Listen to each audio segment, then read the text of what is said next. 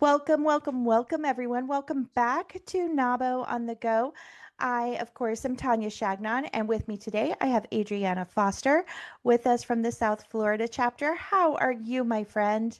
Hi, I'm good. I'm so excited to be here. Thank you for the opportunity. Yes, I love it. I love it so much. And those that are watching us on video, please check out her earrings. They are fantastic. I have already said if they're ever missing, they're being taken very good care of, just not to worry about them. I love them so much. Okay, so we always start off with a super fun fact about our speakers. So, when you're not running your wildly successful business, what do you do to get your creative juices flowing? Oh my goodness. I am a very creative person, so I do a lot of things, but I think that what really drives me the most is music. I write music, I'm a professional singer. I'm a singer-songwriter, so I write songs, I record them, I sing, I do karaoke. I love karaoke. Oh, so fun. I sing with my family, so singing is my jam. I love it. And do you have any special things happening soon? Yes, I have not released an album since 2022, which was the last time that I was at The Voice, because I've been at The Voice twice. That's another fun fact. The reality show. I love And that show so much. yes, it's super fun. I am actually recording another album this year, and I'm going to release it because in July I turn 40 years old. It's my big 40, and I'm going to release Yay. my 40th birthday album. It's going to be super awesome. It's all about motivational music, music that complements the work that I do with Loud, the lessons that I have learned in my 40 years of life. I am very excited about it. I'm collaborating with amazing musicians, amazing engineers. It's going to be super, super cool. I cannot wait. And listeners, will be sure to let you know once that album is live. So, before we jump in, talk to us about Loud Women Nation.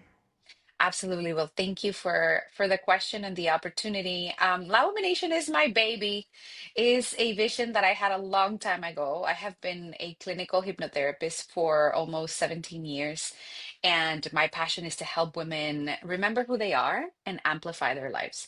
So Loud was born out of years and years of practice, of experience working with women and identifying that no matter what women came to see me for, they all had the same wound. They all had forgotten their truth and their power, and they were all living in survival. And this is why they were sick, or they were in toxic relationships, or they were experiencing whatever hardship in their lives they were experiencing. So when I realized that, I developed a system, is a loud system that stands for loving, open, unapologetic, and deserving, which is, in my experience, the pathway to remembering your truth. In loving, we heal the childhood wounds that made you forgot who you were, made you live in survival. In open, we teach you how to love yourself unconditionally. In unapologetic, we teach you how to reclaim your voice and come back to your body and share yourself with the world. And in deserving, how to open your heart and receive. In my experience, when women go through all of those four steps, they can achieve connection with your truth. They can remember who they are and they can live their lives authentically and start experiencing joy, fulfillment, and wealth. So Loud was born out of my experience of working with all of these women, out of all the classes and courses and songs that I wrote about this to help women come back to their truth. And we decided to build a community, and me and my husband decided to come together and build an actual ecosystem with sustainable courses that have been proven for years, that have results, extreme good results and testimonials, and that actually works and brings sustainable change. So Lao Women Nation is an ecosystem for women where we amplify women's lives. We teach women how to build lives and businesses from within. And most importantly, that wealth starts within. Anything that you want to experience in your life, you get to find within. And that's what Lao Women Nation I is. That sounds amazing. So, I know you've been working with women for over 17 years. What is the one thing you've seen hold women back from wealth more than anything else? I think that definitely the idea that they don't belong and that they're not good enough. And that can stem from many different experiences in life, especially the relationship with our parents. um when we talk about epigenetics, we understand that these type of behaviors are inherited both in our DNA, but also in the way that our parents model what wealth and value is. And when our parents did not know, or they didn't feel like they belonged, that they were not good enough, then that's what we learn. And we grow up thinking that there's a cap for what we are supposed to experience, or that love looks in a specific way, or that we cannot achieve certain things because we're just not good enough for them, or we have to work super hard, or we just don't belong in the group of people that do get the good things, right? So Mm-hmm. those two beliefs, in my experience, are the ones that drive women to create patterns that are toxic, that prevents them from truly going for what they want, from creating opportunities and experiences that will get them to experience wealth in life. That's amazing. So most people define wealth as financial success.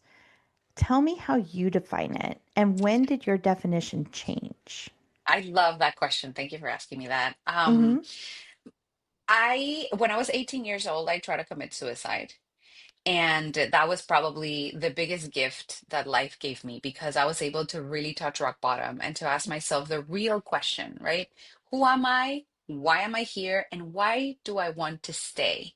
I always say that Right. when I was 18 years old, I made the hardest decision of my life, which is staying alive when I really, really, really wanted to die. And that took me into a whole journey of understanding what wealth truly is. I grew up in a family that was defined by the amount of money in the bank account, or the amount of accolades that you have, or the titles that you have. And through my journey, I realized that there's so much more in life, in abundance, that defines wealth, that really money. And I found out that money was actually the last part. Money is something that happens. Money is the reflection and the result of the first stages of wealth. So in my experience, I have defined, and this is what I teach in Loud Women Nation, that wealth comes in four forms. We have the internal wealth, which is your inner self-worth system, what you believe you deserve. We have relational wealth, which is the relationships that you have, the people, your community, your support system. We have opportunity wealth, which is the ideas that you have, the creativity, the actions that you take, the businesses that you open. And then we have financial wealth, which is what happens as a result of you activating all of the other forms of wealth. So in my experience, when financial wealth is not active, it's because you get to focus, and it's an opportunity for you to focus and activate all the other forms of wealth, so you can experience wealth, feel wealth, embody wealth, and then financial wealth will come to you. That is completely incredible.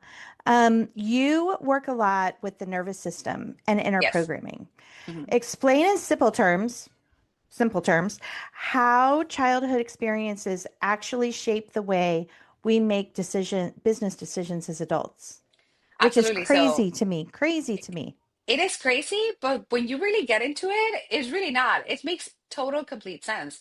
And going back to your original question of what holds women back Mm-hmm. experiencing wealth, the idea that I'm not good enough, when you are raised in an environment that you are constantly either told in a physical way, embodied in an unconscious way, that you learn through your authority figures and your experiences, that you are not good enough, that you're not loved for who you are. When somebody, for instance, when your parents do not hold space for your emotions, when you are told that you are too much, that if you cry then you're going to be vulnerable and you're going to be weak, that crying is bad, or that you have to keep going, that you cannot stop to rest. There's, I can give you 1,000 examples of how we are taught that we don't belong, that we are not safe, that we're not allowed to take up space.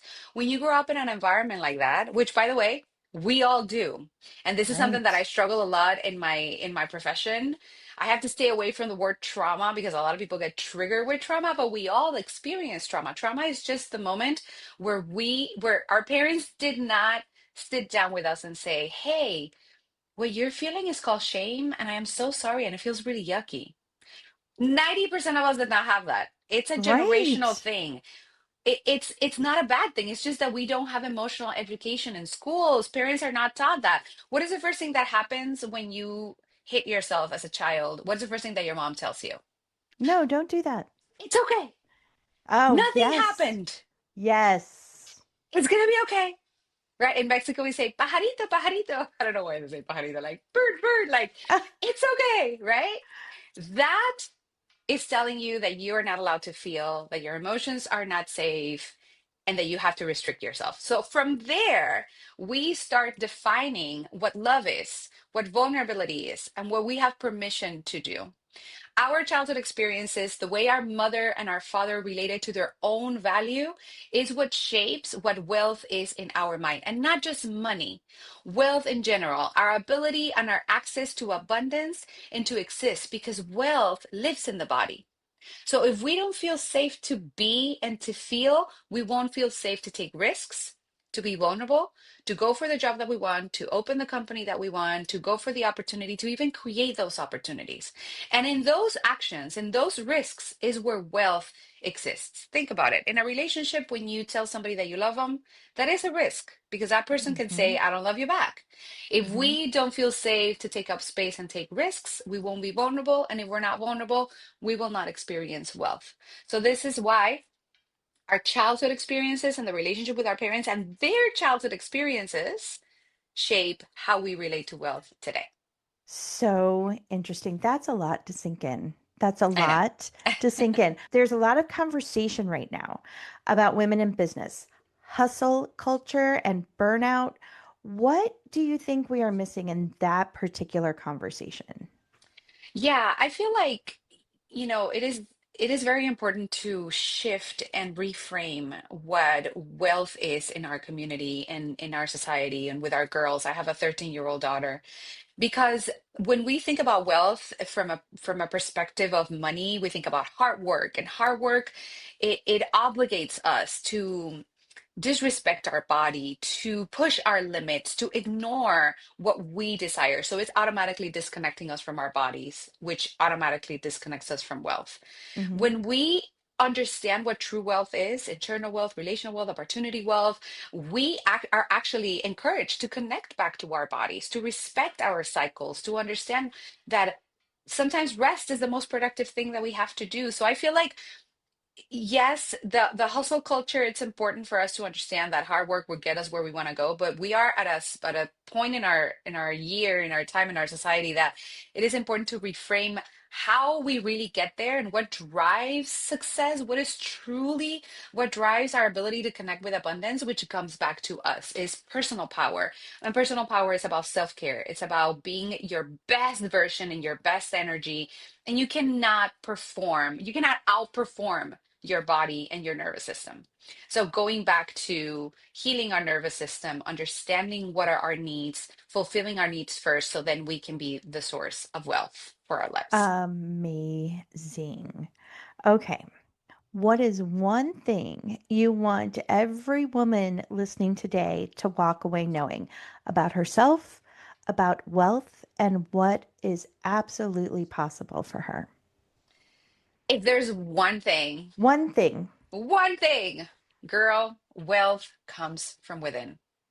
Stop searching on the outside. Stop trying to fix problems. Stop trying to focus on why things happened and how can you make something happen, and just go within. Listen to your true needs. Listen to your body. Feel your feelings and connect with yourself, because everything that you want, everything that you desire lives in your body. And when you I connect with love your that. body, when you come back home, you will feel wealthy. This is what it feels like to come home to yourself. That is wealth. Amazing. Okay.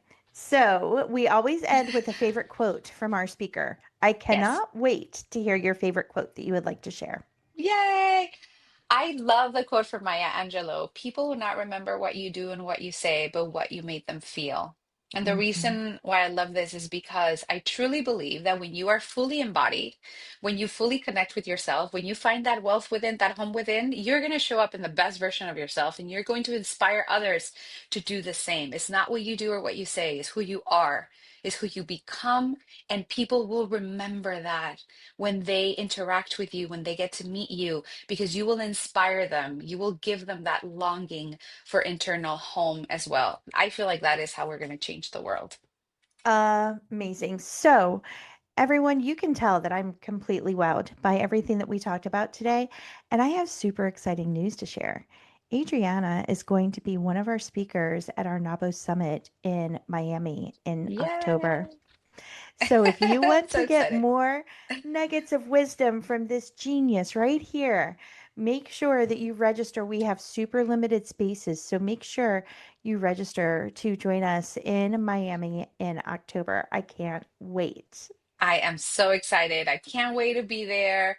I can't wait to share wealth with all of you. Yay!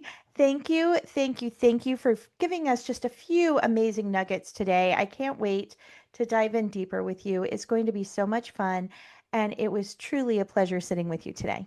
Thank you, Tanya. It was amazing. Thank you so much. And listeners, as always, thank you for joining me today as well.